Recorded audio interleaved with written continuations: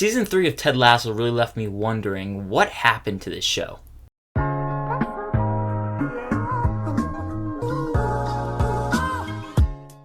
Ted Lasso Season 3 once again stars Jason Sudeikis, Brett Goldstein, Brendan Hunt, and Hannah Waddingham. And in Season 3, newly promoted AFC Richmond faces ridicule as media predictions widely peg them as last in the Premier League, and Nate, now hailed as the Wonder Kid, has gone to work for Rupert at West Ham United. Now, I was definitely late to the Ted Lasso trend. I actually didn't even start watching the show up until about a month before Season 3 premiered. I binged through the first 2 seasons, and I easily just quickly fell in love. I definitely thought that Season 1 was just better than Season 2, not to say that Season 2 was bad, but I thought that Season 1 hasn't been able to be topped yet. There was definitely a huge possibility that Season 3 could top Season 1 before starting it. And also, supposedly, this was supposed to be the final season of Ted Lasso, so there was a lot to look forward to in this season. Ultimately, though, I feel like it did let me down in a lot of aspects, and I'll get more into that in a second. But before we get any further into the review, make sure to hit that like and subscribe button, and comment down below what are your thoughts on Ted Lasso Season 3.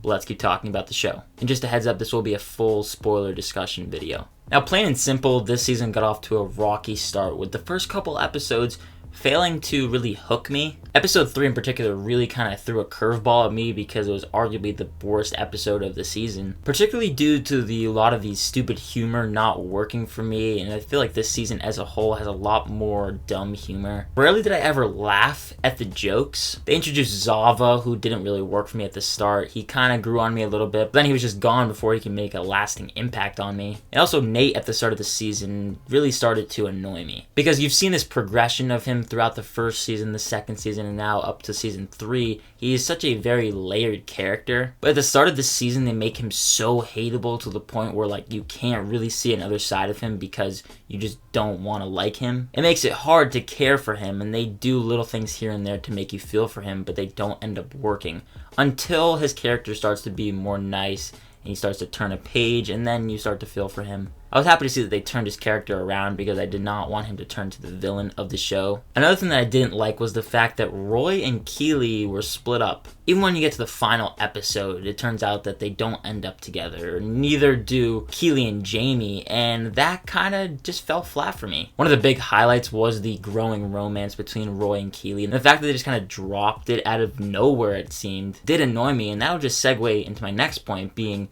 this season had no idea what to do with Keely as a character. She feels shoehorned in because I'm sure they knew how much she was of an audience favorite, but the season shows her having a new job, working for herself and her new company, and then you get so much with her and her new co-workers and the people that are working for her, and that was just uninteresting. And the romance plotline between Keely and Jack didn't work either because Jack is not a likable character. So there was a lot of points where I was just getting frustrated with what I was watching. I've loved seeing Ted's journey and progression with dealing with his emotions and going through his mental health journey. I thought all that was brilliant. When Season 2 really honed in on growing a relationship with Ted and his therapist, that was a big highlight there. But in this season, you get very sporadic moments and very few moments of any sort of progression in that sense. What made that side of this show work was the fact that you really get to see another side of Ted, a character that seems like he has it all figured out, and then you drop that to focus in on other characters or uninteresting little sub-stories here and there. There's just cringeworthy scenes, and especially in episode 7. A lot of it was just too overstuffed.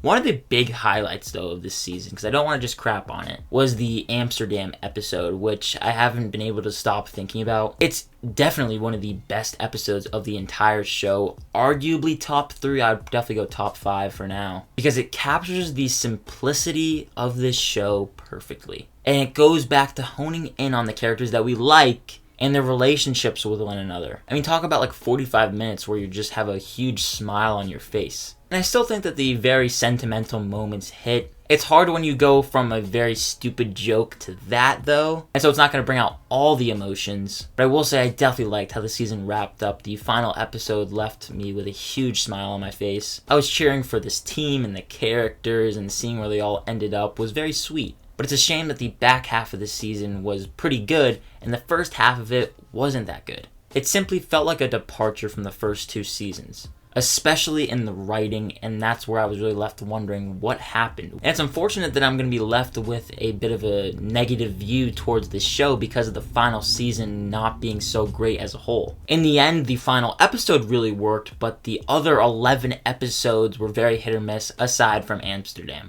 I'm going to give Ted Lasso Season 3 a C+.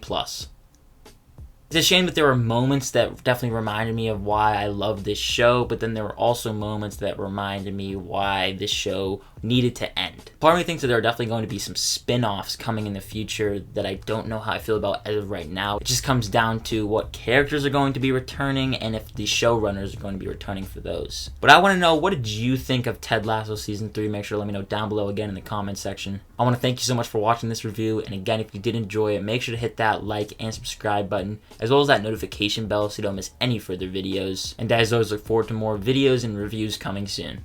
My name is Ben, people call me Meter, and I'll see you guys in the next one.